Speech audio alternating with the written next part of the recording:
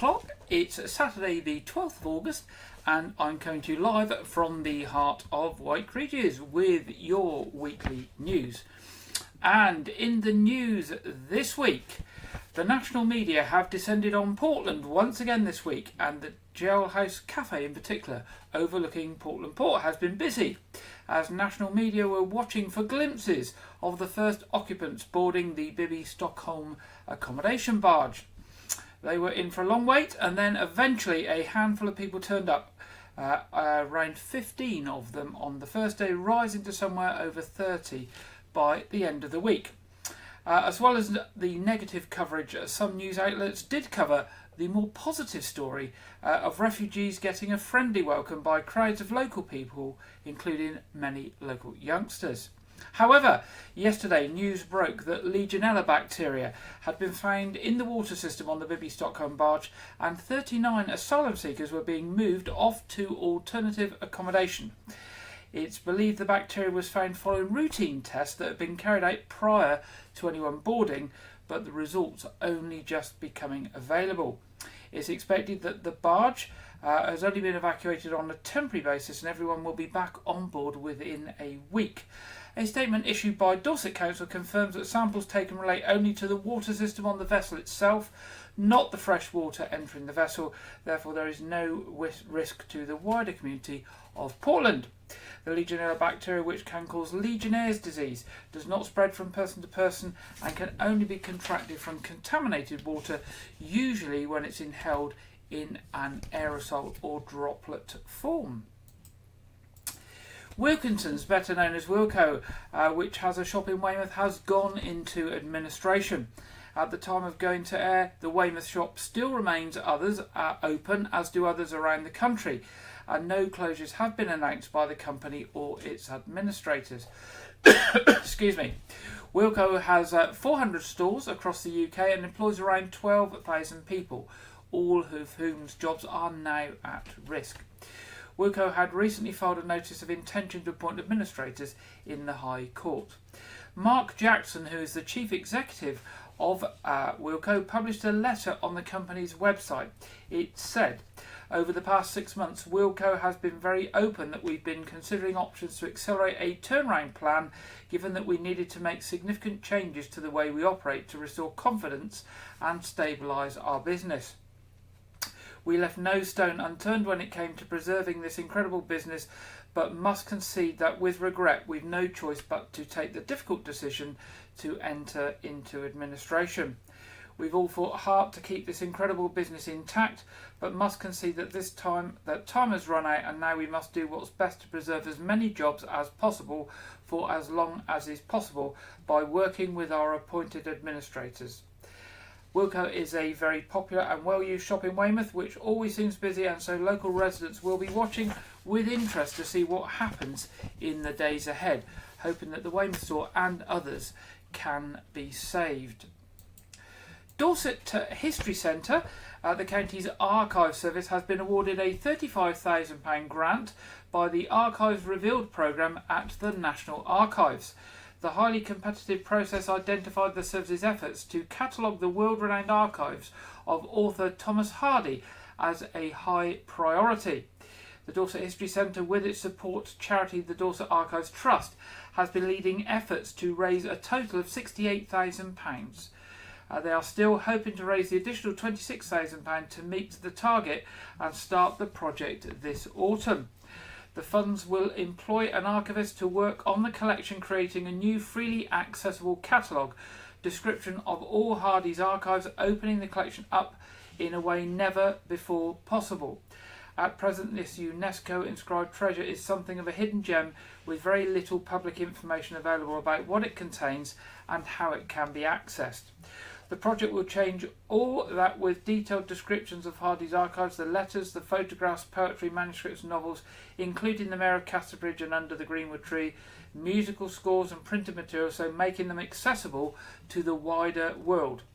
Understanding the archive is key to understanding Hardy and his world, his intimate thoughts, political opinions, and the world of which he formed part. Of the Dorset History Centre has the finest Hardy archive in the world, and this investment will bring it to life. Anyone who wishes to contribute to the project can donate by going to the website of the Dorset Archives Trust at www.dorsetarchivestrust.org. And staying with a historical theme, a rare Roman coin hoard acquired by Dorset Museum in 2022 has gone on display. The hoard of Roman coins was found in the parish of Askerswell in West Dorset in 2017 during a metal detecting rally. A total of 627 silver denarii coin were recovered, the majority being retrieved on the same day through archaeological excavation by Mike Trevethan and goodness, I can't say that name, but somebody else Trevethan as well.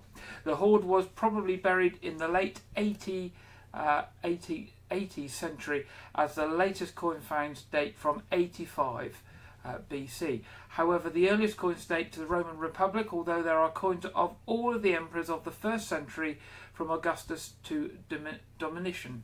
It is the largest hoard of its day in Britain, and nothing like it has been previously seen in Dorset. Following their discovery, the coins were declared as treasure. Dorset Museum raised a total of £34,977 to acquire them through the Treasures process, with the support of significant grants from the Arts Council England, the V&A Purchase Grant Fund, the Headley Trust Archaeological Acquisitions Fund, Richard Bellison and a number of other private donors. The new showcase displays, which runs from 4th of August to 28th of September, allows visitors a first glance at some of the most important coins from the hoard, as well as an insight into the work going on behind the scenes to research, catalogue and eventually to display the whole hoard in the Museum People's Dorset Gallery. The showcase display is located outside the museum's Collection Discovery Centre, the museum's on-site collection store, built as part of the museum's redevelopment in 2021. The store has a glass facade through which visitors are able to see the work that goes on behind the scenes to research, conserve and catalogue the collections. There are also monthly tours of the centre. The next public tour of the Collections Discovery Centre takes place on the 23rd of August at 2 o'clock. And you can find out information about that on the Dorset Museum website at www.dorsetmuseum.org. So there we go, that's exciting news at Dorset Museum there. Officers from Dorset Police are appealing for witnesses to come forward following a report of a sexual assault in Weymouth. It is reported that around 10 p.m. on Monday the 7th of August, the victim, a 17-year-old girl, was inappropriately touched by a man in the Swannery car park in Radipole Park Drive. The victim was then reportedly put into a vehicle and driven to the other end of the car park before getting out and into another vehicle. She did not sustain any injuries during the incident. Following inquiries, a 23-year-old Weymouth man has been arrested on suspicion of sexual assault and kidnap. A 26-year-old man from Portland has been arrested on suspicion of kidnap. The arrested men and the victim are known to each other. The investigation officer, Florence Winstanley of Dorset County CID, said, "I understand the town centre was busy around the time of the incident, and I'm keen to speak to anyone who may have witnessed what happened. There were two people sitting nearby who spoke to the victim after the incident, and I'm appealing for them to come forward, as they may have information to help with our inquiries." Also, officers are investigating a burglary at a building site on Portland and are appealing for witnesses or anyone with information to come forward. Between 2 a.m. and 4:30 a.m. on Wednesday the 26th of July, a break-in occurred at a building site in the area of Pennsylvania Road, and a number of DeWalt power tools were stolen, as well as copper fittings. The stolen tools included an impact driver, a drill driver, an SDS drill, a skill saw and a grinder. Police Constable Carly O'Rourke of Dorset Police said, "We are conducting inquiries into this burglary, and I would urge anyone who witnessed any suspicious activity in the area during the early hours of Wednesday the 26th of July to please contact us. I would also urge anyone who comes across items matching the descriptions of those being stolen, being offered for sale in suspicious circumstances, to please report it to the police." As ever, if you've got any information on either of those crimes, you can contact Dorset Police on 101, or you can give information anonymously via Crime Stoppers on 0800 555 111. Dorset and Somerset Air Ambulance was called to an incident on Weymouth Beach on Thursday this week. Crowds on the busy beach stood by and watched the helicopter landing at around 4:20 p.m. Police made sure that there was a safe space for the air ambulance to land on the beach and to take off safely again when they were ready. They were assisted by the Coast Guard and lifeboat teams and ambulance service paramedics, who were all also on scene. All the resources attended to help a man who it was reported needed immediate medical response, having dived into shallow water. White Ridge's Coast Guard said the man injured himself while entering the water and was treated for neck and spinal injuries as a precaution. Now, are you looking to make a difference to people living in your community? And do you need some capital funding for your project? The latest round of the Capital Leverage Fund, which is managed by Dorset Council, is still open and welcoming applications for projects which will provide new and improved facilities for communities and residents across the Dorset Council area. The grants can help with funding towards a diverse range of projects, including village hall or community building enhancements, renovations, maintenance or new build projects including car parks, play areas, multi-use games areas, theatres, community sports clubs, sports pitches and landscaping. There is still time to apply before the next assessment panel is taking place, but applications for this round need to be completed and in by the 1st of September. Not-for-profit, voluntary and community sector organisations with an annual turnover of less than £1 million can apply, as well as accredited museums, arts organisations, community centres, village halls, town and parish councils, community sports clubs and youth centres. Applications for projects that help to address climate change themes, new public art, heritage projects including accredited museums are also welcome. Groups can apply for capital grant of between £1,000 and £25,000, which must account for up to 20% of the total project costs. Successful applicants will be required to secure the remaining 80% of costs before any grant is made available to them. And the project needs to meet at least one of the Dorset Council priorities and at least one of the cultural strategy priorities if you are applying as a cultural organisation. Now, if you want to find out more about the criteria, the eligibility and how to apply, you can go to the Dorset Council website, and if you go onto Google and search for Dorset Council Capital Leverage Fund, then you'll get right to the page with all of the information and the place for you to apply as well. Now, Charity Angels UK are currently seeking local women to be models for a fashion show.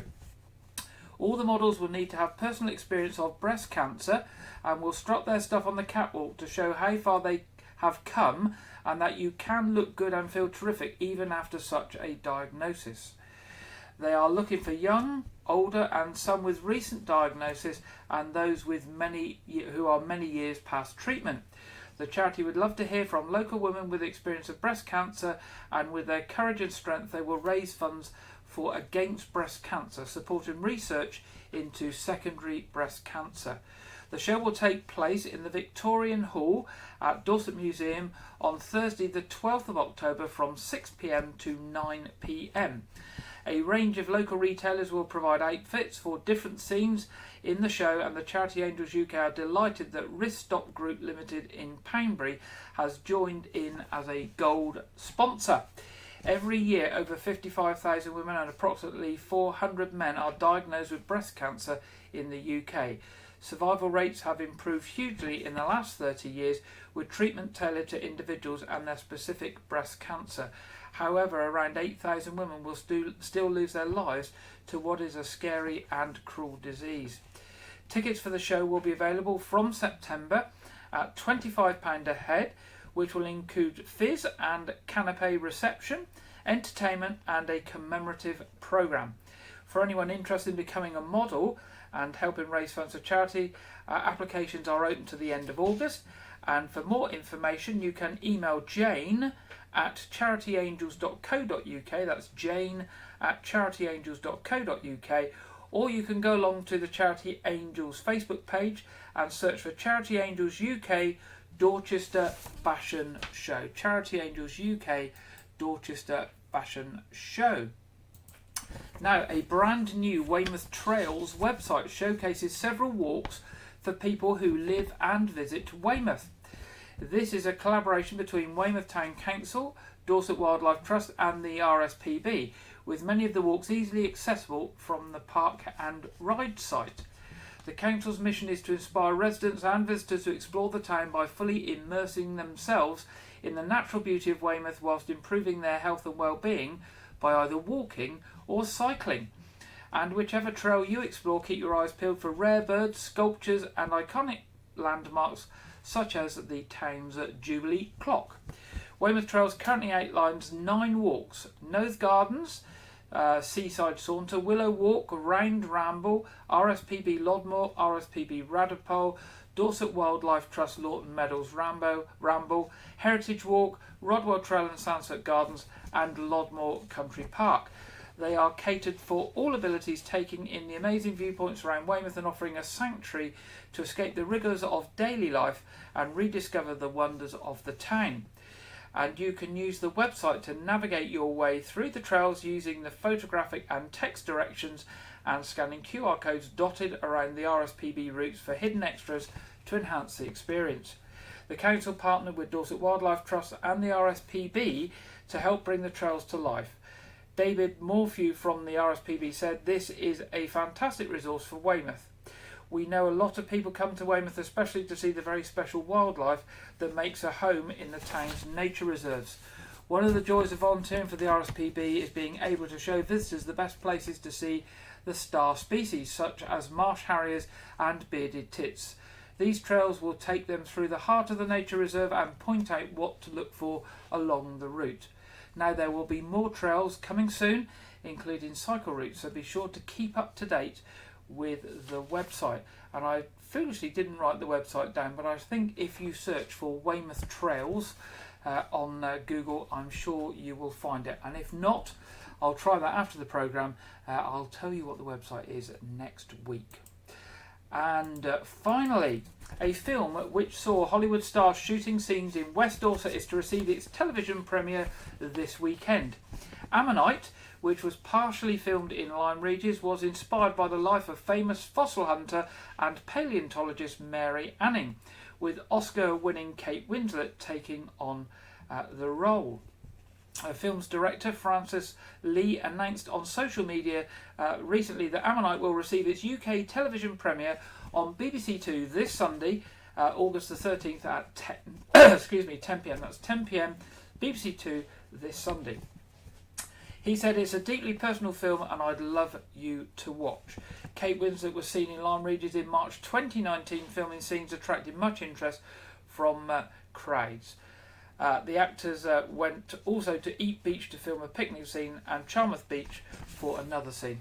The movie focuses on a fictitious relationship between the famous fossil hunter and another woman.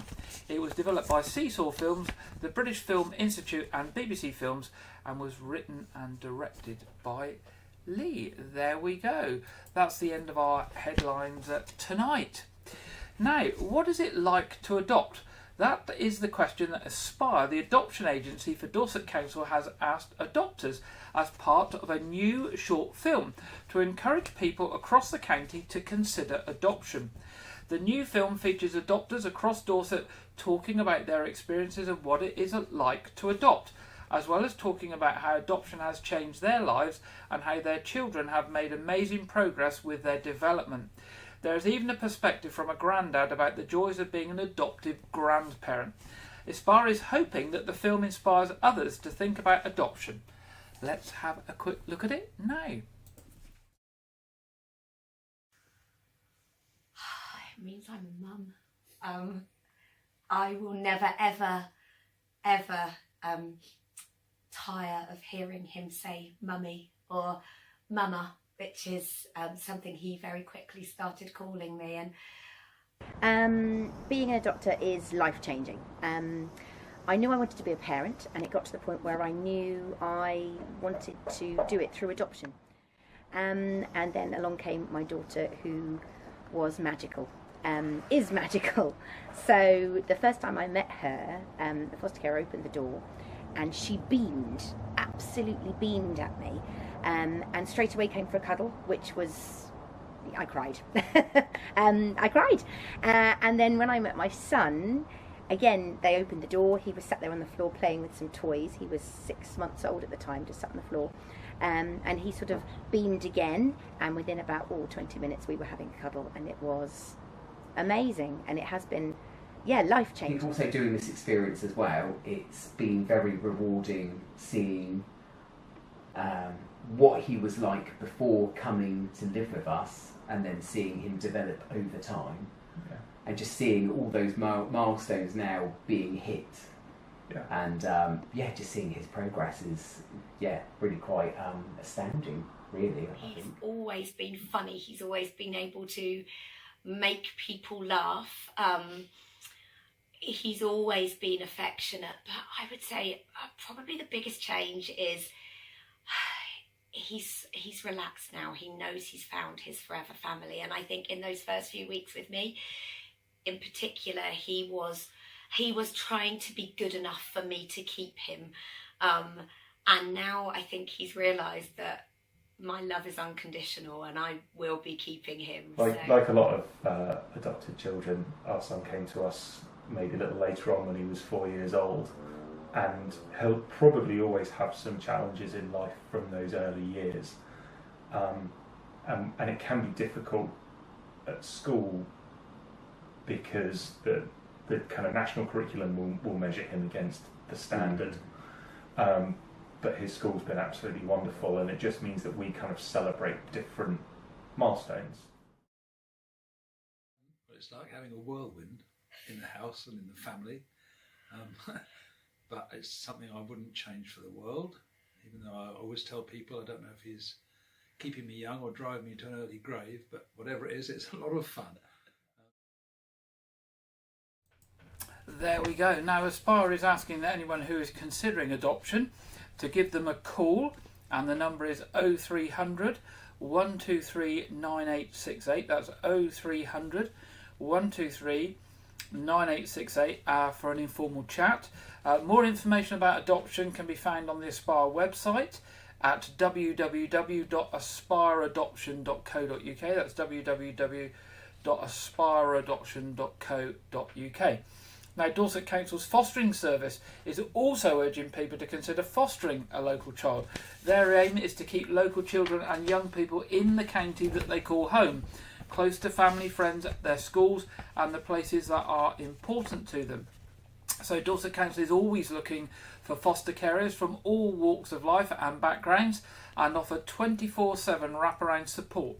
Now, more information on fostering is available on www.fosterwithdorsetcouncil.com, www.fosterwithdorsetcouncil.com. Okay, now Dorset Police have released a new recruitment video. Now, whilst it's a great video for those wanting or considering a role in Dorset Police Force, I thought it was actually a very good video that demonstrates the complete range of things that Dorset Police and its officers are trained for and have to do. So I thought it would be a good idea to share it with you this evening, just so you can see some of the things that Dorset Police officers have to get up to.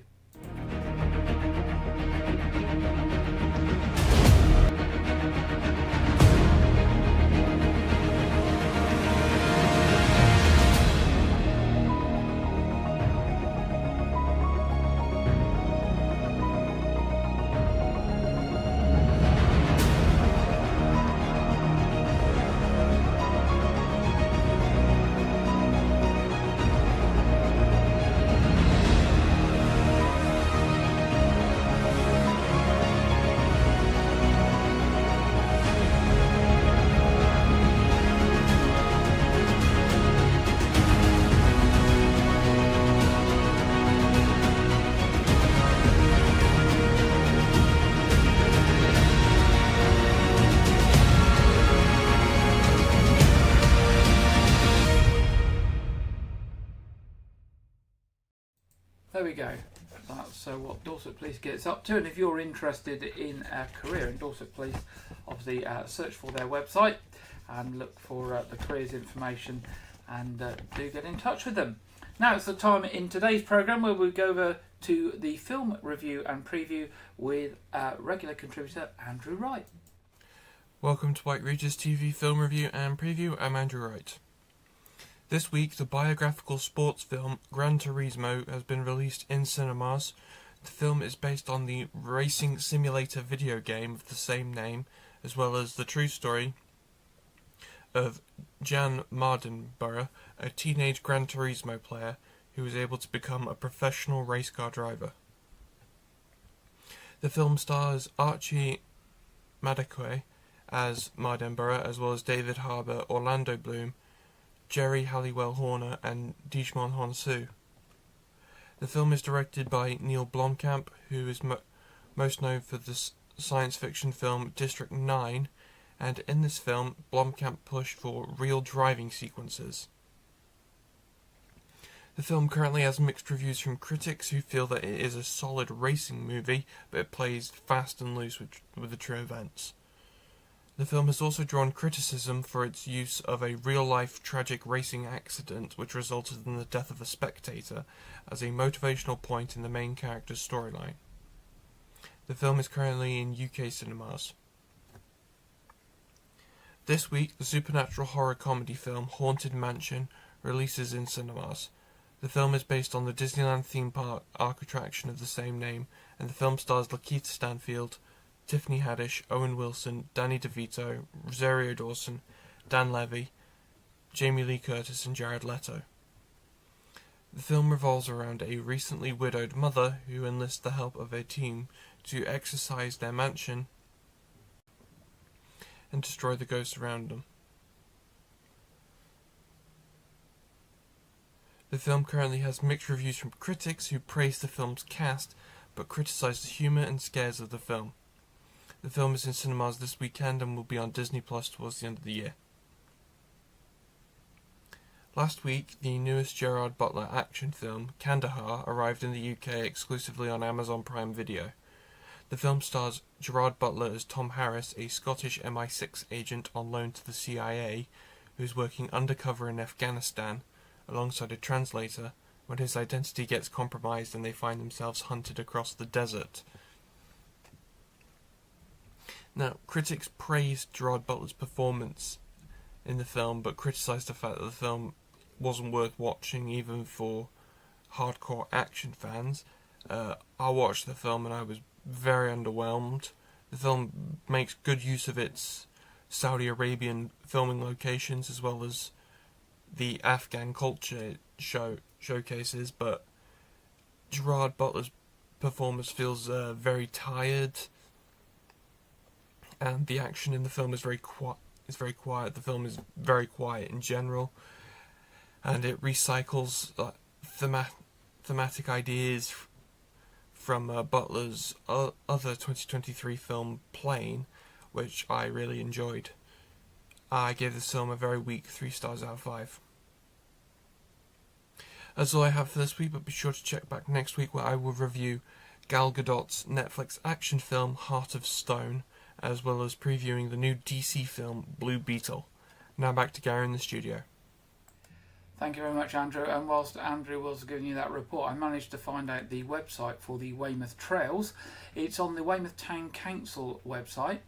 So if you go to www.weymouthtowncouncil.gov.uk and you go along the menu at the top to explore Weymouth, and then you will find it right at the bottom of that page as one of the options for exploring the local area, and you'll see you've got the trails, Weymouth Trails at the bottom. So weymouthtowncouncil.gov.uk and go for the Explore Weymouth menu option, and you'll find it right at the bottom of the page. So there we go. That's something I will be having a look at and seeing what information there is about local walks around the area.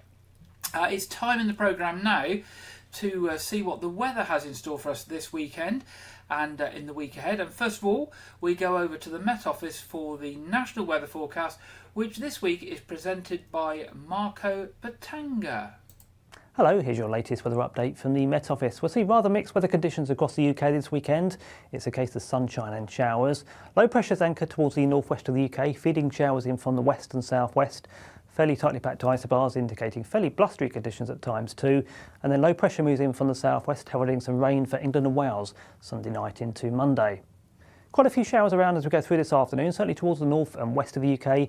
Some heavy, even thundering ones in places, fairly blustery winds too. The best of the sunshine towards the south and east, and here we'll see the best of the temperatures up to 22 or 23 Celsius.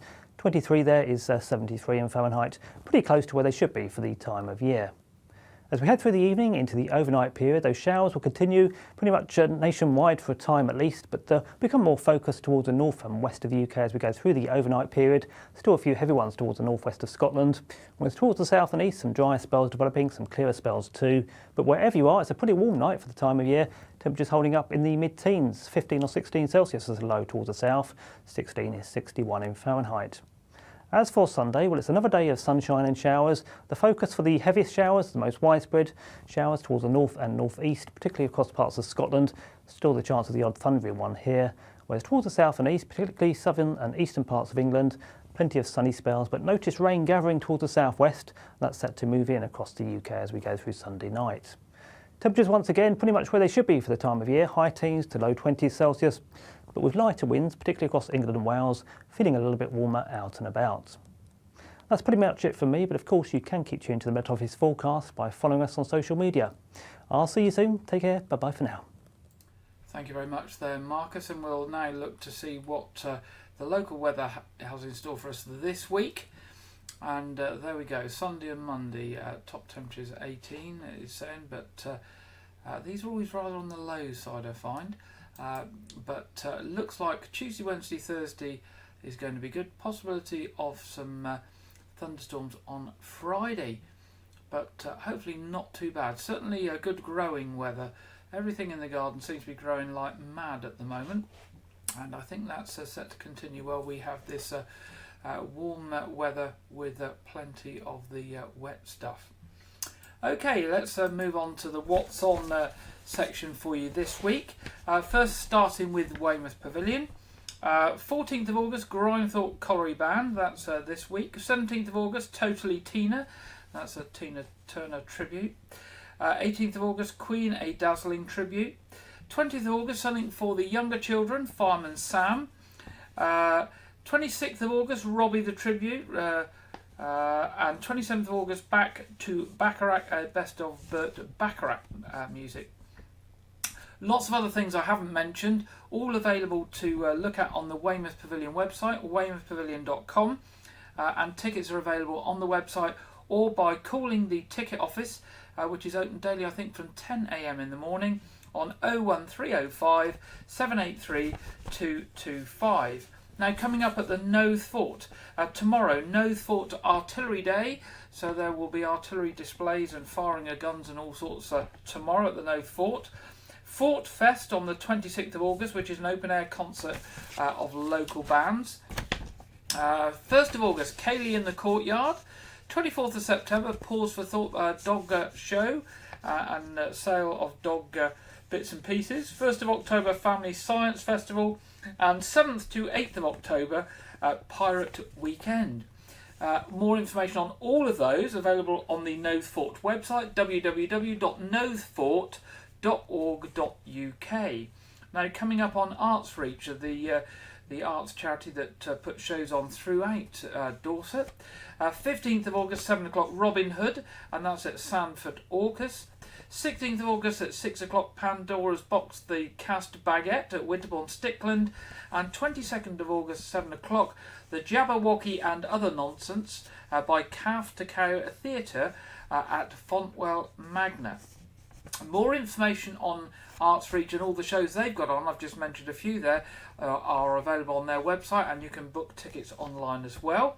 And that's at www.artsreach.co.uk. www.artsreach.co.uk. Now, there's a model display this week of blue light vehicles called Blue Lights in Miniature. It's on for the 15th and 16th of August. It's at Heritage House Osmington, DT3 6EX. It's from 11 a.m. to 4:30 p.m. each day. There will be more than 500 model vehicles, all from Blue Light Services, on display in various scenes, rescue scenes and accident scenes and those sorts of things. The funds raised are going in aid of St Osmond's Church. Entry is £2 for adults and £1 for children. Refreshments will be available. That's the 15th and 16th of August at Heritage House, Osmington. Now, there will also be a summer art showcase at the Artways Summer Exhibition at Weymouth Baptist Church from the 19th of August to the 28th of August, open daily from 10 a.m. to 4 p.m. Entry is via Custom House Key. There will be work from over 25 local artists on display. Regular church services this weekend in White Ridges and surrounding area. Communion at All Saints Church 9:30 tomorrow, and at St Edmund's Church 11 o'clock tomorrow. And our other programme tonight is our quiz show, of course. That will be on at 7:30, streamed up by 7:20. You are welcome to join us for that. It's a family-friendly community quiz every Saturday night at 7:30. It's totally free, and therefore anyone who wishes to join us on Facebook, YouTube or Twitter, and you will be most welcome. Now, that means we've got to the end of this week's programme.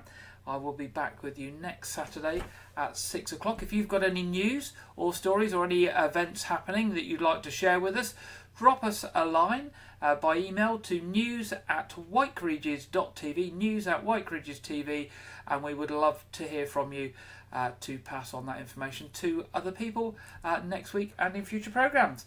I hope you have a good weekend and a good week ahead, and I look forward to being back with you next Saturday at 6 o'clock. Good night.